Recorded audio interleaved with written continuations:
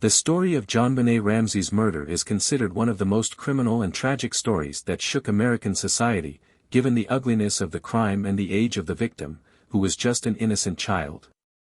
JonBenet Ramsey, Atlanta, Georgia, USA, August 6, 1990, Boulder, Colorado, USA, December 25, 1996, was a child beauty queen who was found dead in the basement of her parents' house, 8 hours after she disappeared.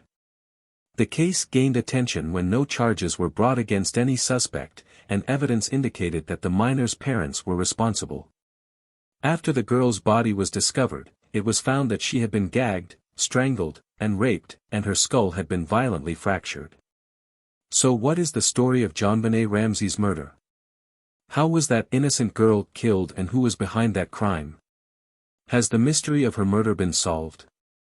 JonBenet Ramsey was born at Northside Hospital, Atlanta, Georgia, and moved with her family to Colorado when she was just 1 year old. Her name is a combination of her father's first and middle names, JonBenet Ramsey, born December 7, 1943.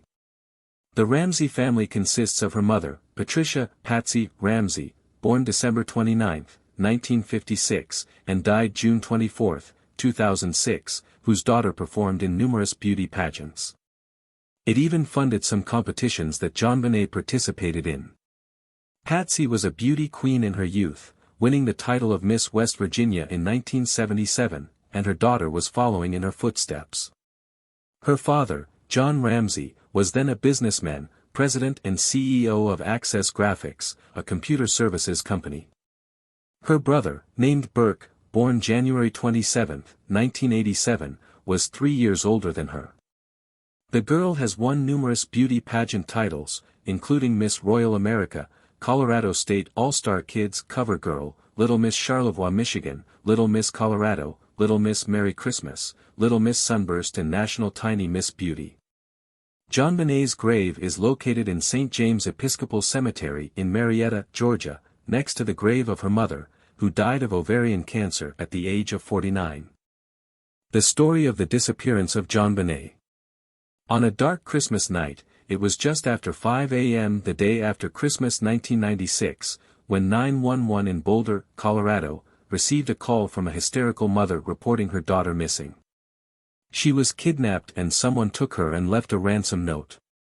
JonBenet Ramsey's mother discovered she was missing after finding a 2.5-page ransom note on her kitchen drawer. The note demanded $118,000, an amount similar to a bonus her husband received earlier that year. John and Patsy Ramsey called the police, disobeying specific instructions given to them by their kidnappers. They were not to contact the authorities or any relatives or friends. The note also suggested that the collection of money would be monitored by the criminal and that the little girl would return home once the required amount was provided. Police and the FBI went to the Ramsey family's 4-story Victorian mansion. It was still an odd job in a quiet suburb of about 90,000 people, where healthy coexistence usually prevails and where a few rich people live. At noon, the police asked the distraught father, John, to return for a thorough search of the house. Earlier, he told agents that as soon as he noticed his daughter was missing, he toured the house first. At the request of the police, he returned to tour the palace with a family friend, when the terrible discovery was made. Find the body. The little girl's body was found in the basement. She had a rope around her neck, her mouth was taped shut and her skull was cut open. At the time, news reported that the little girl had been the victim of sexual assault. These details have never been confirmed because no trial was ever held, due to a lack of evidence and no real suspect. But after years of investigation and millions of dollars spent, the culprit has not been found in the now famous murder of JonBenet Ramsey, who found the fame her parents so often dreamed of, in a country obsessed with child beauty contests, but fame in the ugliest possible ways. Corpse dissection. JonBenet's official cause of death was strangulation using a batten formed from a nylon belt and a brush handle. Her skull had an 8-inch gash from several bruises, and she had suffered traumatic brain injury. I have been sexually abused. The official cause of death was asphyxia due to asphyxia related to traumatic brain injury. Evidence. On the night JonBenet disappeared, no one was home except her parents and brother. Although the girl's father told Detective Linda Arndt that he was sure all the doors were locked, one door was found wide open. In one of the rooms, a window was found open, and the glass was broken, which is not conclusive evidence. John Ramsey also stated that it is possible that he accidentally broke this glass a few months ago. Some of the clues investigators found at the crime scene are: a white artificial band, or rope, is tied around the victim's neck, and another piece is tied loosely to her right wrist over the sleeve of her shirt. The rope around her neck was wrapped around a 10-centimeter long wooden rod, with the word Korea printed on it in gold ink. Part of another word on the wooden bar was unreadable. The wooden bar was broken irregularly on both sides, and was covered in various colors of paint and possibly varnish. Police believe the crossbar was used to tighten the rope around the girl's neck. Some of her hair was tangled in the rope around her neck. JonBenet was lying on her back on the floor, covered by a sheet and a Colorado Avalanche hockey team sweatshirt. Duct tape was found over her mouth, according to John Ramsey. His head was turned to the right and her arms were extended above her head. She was wearing a white, collarless long-sleeved shirt with a silver star in the middle decorated with sequins. She was also wearing white underwear, and found red stains and urine on her underwear. A red ink drawing was found on her left palm and a ring on her right hand.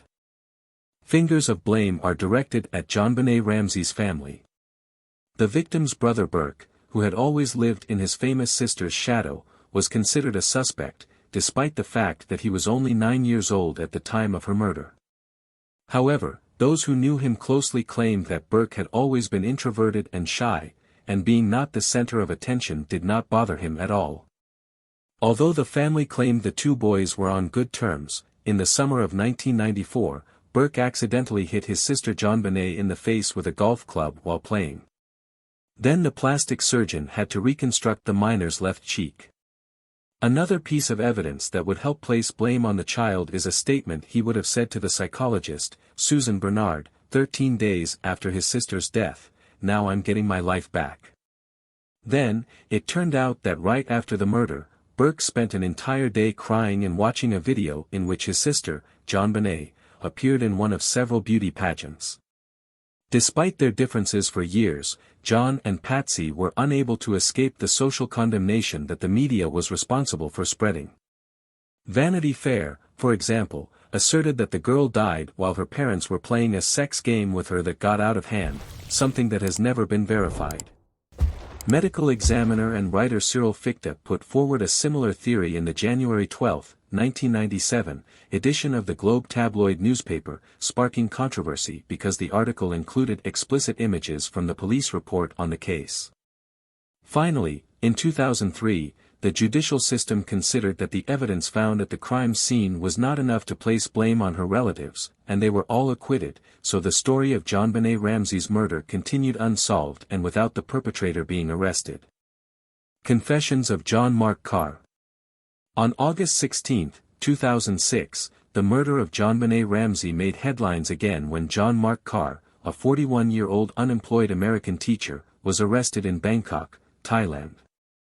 Police initially obtained information that Carr claimed responsibility through an email correspondence with journalist Michael Tracy.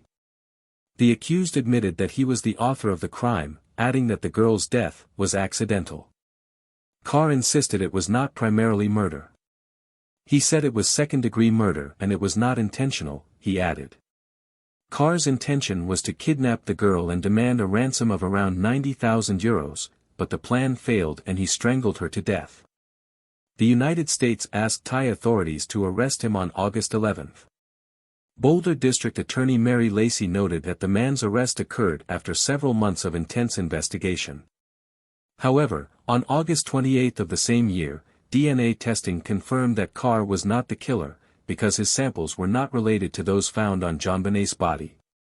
In addition, his insistence on his responsibility for the murder and some inconsistencies in his speech always caught the attention of the authorities. For example, when he confirmed that on the day of the crime, he went to look for the girl at school and took her from there, from High Peaks Primary School, but there were no classes that day. No charges were filed in Ramsey's death, but he was arrested on charges of being linked to child pornography. Several documentaries have been made about this JonBenet Ramsey murder story, one produced by CBS and long 4 hours, and a replica of different areas of the house was built to a real scale, another of Discovery, with 3 chapters, A&E show titled The JonBenet Murder, The Truth Revealed, another one from Lifetime's Paula Woodward book, and the list goes on. Within the walls of the family mansion at number 749 15th Street, in Boulder, Colorado, there was only one truth. Although no one knows her and the perpetrator is still at large.